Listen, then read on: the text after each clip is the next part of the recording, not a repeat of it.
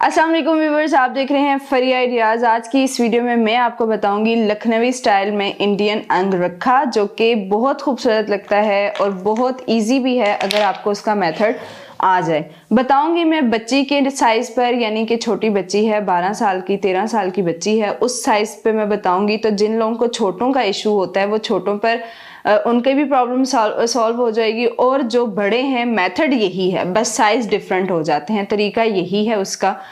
आपका अगर सी थ्रू कपड़ा है तो आपने साथ में स्लिप भी लगानी है, तो मैं आज स्लिप के साथ अंगरखा बनाना बताऊंगी। तो नहीं तो अगर आपका ऐसे ही कपड़ा है, उसके नीचे आपको कोई स्लिप की जरूरत नहीं है, तो आपने सिर्फ कपड़ा लेना है। अब बच्ची के लिए जो मैंने कपड़े का साइज लिया है वो मैं आपको बता देती हूँ।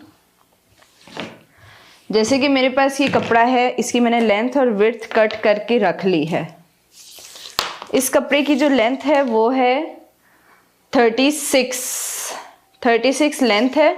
डबल फोल्ड में ये कपड़ा है 20, यानी कि इसका जो घेर आ रहा है ना वो 40 आ रहा है। अब आप जब बड़े हैं तो आपने उस हिसाब से अपना भी कपड़ा रखना है, बड़े बर वाला कपड़ा लेना है। तो अगर बड़े बर वाले कपड़ा नहीं मिलता या आपको किसी छोटे बर वाले कपड़े में अंगरखा चाहिए, तो फिर आपको कलियों वाला अंगरखा बनाना पड़ता है, और वो भी बहुत खूबसूरत लगता है। अच्छा, अभी आपने अगर ये कपड़ा इस तरह से लिया है, आपके पास जो भी कपड़ा है, आप उसको अगर तो डबल फोल्ड कर रहे हैं, मतलब बड़ा घेर है तो उसको डबल फोल्ड करते हैं, नहीं तो आपने इस तरह से फोल्ड किया है। इस तरह से फोल्ड करने के बाद आपने उसका फ्रंट बैक अलग कर देना। जैसे कि मेरे पास अभी ये बैक है और इतना ही फ्रंट है, ठीक है, यानी 40 इंच बैक का घेर है, 40 इंच ही फ्रंट का घेर है, इतना ही फ्रंट है। जो मेरे पास फ्रंट है ना, ये उसको मैंने यहाँ से कट करके 2 पीस बना लेने हैं। आपने भी इसी तरह से करना है। ऐसे डबल फोल्ड में कपड़ा लिया, फ्रंट बैक अलग कर ली, और फिर 2 पीस आपने इस तरह से बनाने हैं। ये देखें,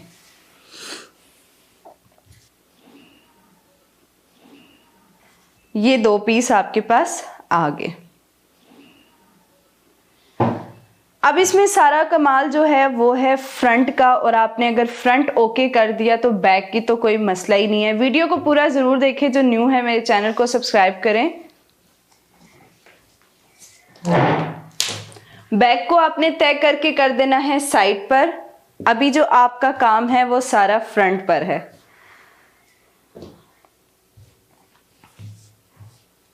अब ये मेरे पास फ्रंट इस तरह से है, मैंने मिड में से कट कर लिया है। अभी आपने करना ये है कि एक पल्लू उठाना है और इसको इसके ऊपर रख देना है। एक और चीज भी यहाँ पे मैं आपको बताती चलूं कि हमेशा अंगरखे का जो कर्व आता है, जहाँ पे टसल लगता है, वो हमेशा लेफ्ट साइड पर आना चाहिए आपका। तो अभी जैसे मैं ये कपड़ा यहाँ पे रख रही हूँ, लेफ्ट से उठा के राइट के ऊपर रख रही हूँ, तो ये मेरा जो टर्न है ना, ये इस पे जहाँ पे टसल लगेगा ये लेफ्ट पर ही आएगा। यूं करके मैं आपको बताती हूँ। अब आपके पास ये 2 कपड़े हैं, आपने इसको तिरछा करके रखना है। तिरछा करने के लिए आपने क्या करना है कि यहाँ पे एक निशान लगा लें 3 इंच का, 4 इंच का। 4 इंच का एक निशान लगाएं यहाँ पे पिछले कपड़े पे, और 4 इंच का निशान लगाएं अगले कपड़े पे।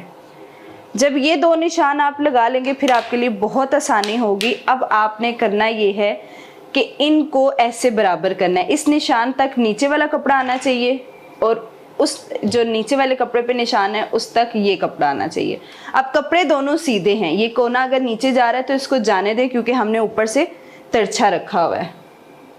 सिर्फ ऊपर से तिरछा नहीं, आपने नीचे से भी तिरछा करना है कपड़े को।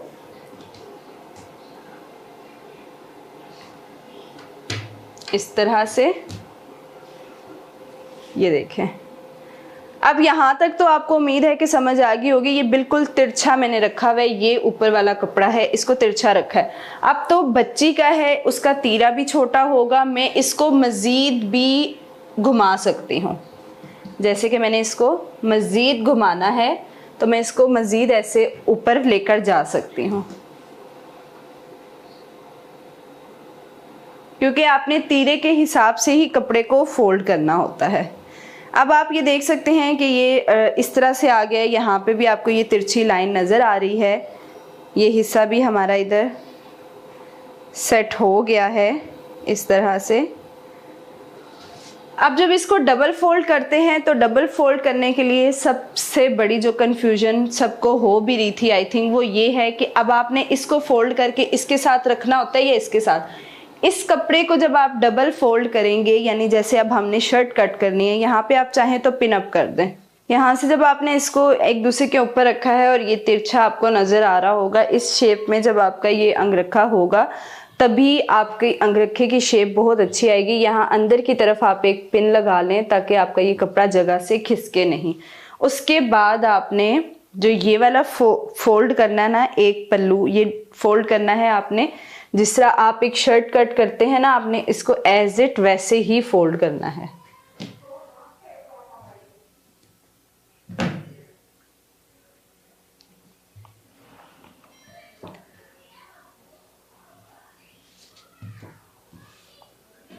और जो ये कपड़ा है आपका, इसको आपने जिस भी शेप में ये फोल्ड हो रहा है आपने इसको उसी तरह से फोल्ड करना है। अब ये जो सेकंड कपड़ा मैंने फोल्ड किया, इसको आप फुल आगे तक नहीं लेकर जा सकते। पिन्स लगा लें यहाँ पे पिन्स ज़रूरी हैं ताकि ये आपका कपड़ा जगह से हिले नहीं।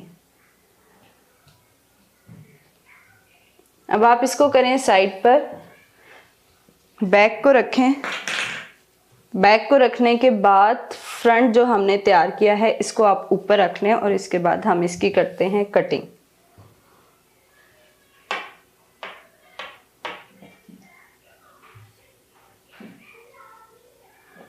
ये जो इसके ऊपर नीचे कॉर्नर्स निकल रहे होते हैं, आप इनकी टेंशन नहीं लीजिएगा क्योंकि ये साथ साथ ट्रिम होता रहता है। जब तक ये स्टिच होता है ये साथ साथ ट्रिम होता है, इसलिए इसमें लूज कपड़ा रखते हैं। आपने भी हमेशा अपने साइज से लूज कपड़ा रखना है। सबसे पहले हमने शोल्डर की मेजरमेंट करनी है। ये जो ऊपर एक कॉर्नर निकल रहा है इसको आप छोड़ दें, मैं साथ ही इसको ट्रिम कर लेती हूँ ताकि आपको आसानी हो जाए। जैसे हम शोल्डर का कट करते हैं ना, थोड़ा सा तिरछा, आप इसको उसी रुख में कट कर दें।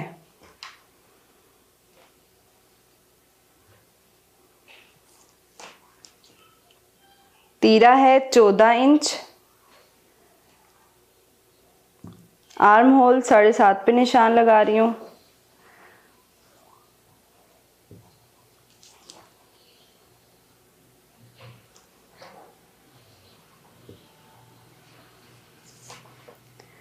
इसके बाद जो फिटिंग है वो है 19 इंच रख रही हूँ। वैसे मतलब 18 इंच बहुत है, लेकिन जो स्लिप वाले कपड़े होते हैं उसमें थोड़ा सा आप आधा इंच मार्जिन रख दिया करें अगर, तो आपकी जो फिटिंग है वो अच्छी आ जाती है। अब ये वैसे तो बड़ों का कमर लेते हैं 6.5 इंच पर, ये मैंने बच्ची है तो इसकी ली है 5.5 इंच पर। यहाँ इसकी फिटिंग है 15 इंच।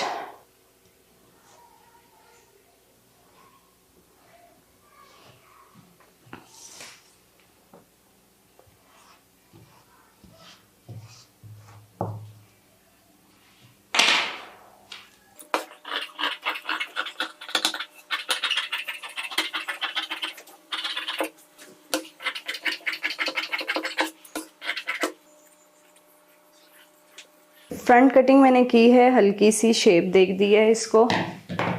अब जब हमने स्लिप की कटिंग करनी है तो आपने स्लिप को सीधा, मतलब ये इतने इसी साइज पर मैंने पीसीज ले लिए थे शमीज के भी। इसको मैंने अच्छी तरह से प्रेस कर दिया। स्लिप वाले कपड़े को लाजमी प्रेस किया करें क्योंकि ये इस्त्री करने से थोड़ा सा सुकड़ जाता है। इसको इस्त्री से पहले कभी भी अटैच मत किया करें। पिन्स मैंने 2 लगाई हैं ताकि ये जगह से हिले नहीं।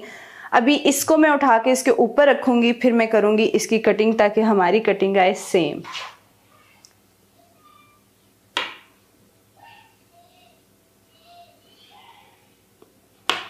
इसको मैंने अच्छी तरह से सेट कर लिया। अब मैं इसके साथ साथ इसकी कटिंग कर दूंगी जैसे जैसे ये कट हुआ है और उसके बाद मैं निशान लगा लूंगी।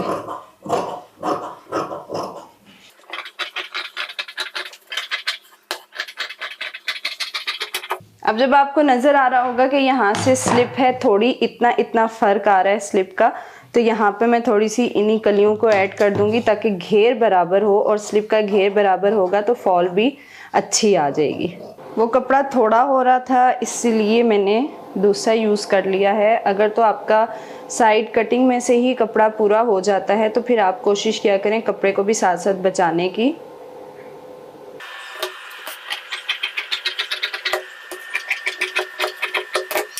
अब आपने जो फिटिंग के निशान हैं वो स्लिप पर कर लेने हैं, क्योंकि स्लिप पर ज़रूरी है, हमने तो स्लिप पर ही सिलाई करनी होती है। ये कपड़ा आपका अंदर की तरफ चला जाता है इस तरह से। दूसरी तरफ भी कर लेते हैं। स्लीव्स में इसकी कट करूंगी बिल्कुल सिंपल, जो क्वार्टर स्लीव्स होती हैं वही कट करनी है मैंने इसके साथ। आप चाहें तो चुनर्स वाली भी रख सकते हैं, क्योंकि लूज स्लीव्स इसके साथ अच्छी नहीं लगेंगी। अभी मैंने इसके साथ यूज़ करनी है ये वाली लेस, जो कि मैंने कंट्रास्ट में यूज़ किया है। अब आप देख सकते हैं कि मैंने जो कंट्रास्ट भी किया है वो बहुत ही देखभाल के सोच समझ के किया है कि इसका भी मिक्सचर आ जाए और कंट्रास्ट भी आ जाए। तो अभी आपको उम्मीद है कि इसकी कटिंग बहुत अच्छे से समझ आ गई होगी। इंशाल्लाह नेक्स्ट वीडियो में मैं आपको बताऊंगी इसकी स्टिचिंग, और जब आप इसको स्टिच हुआ देखेंगे तो देखिएगा कितना खूबसूरत इसकी लुक आती है। अभी दे मुझे इजाज़त, ओके जी, खुदा हाफिज़। इंशाल्लाह नेक्स्ट वीडियो में मुलाकात होगी अंगरखे की स्टिचिंग के साथ। अल्लाह हाफिज़।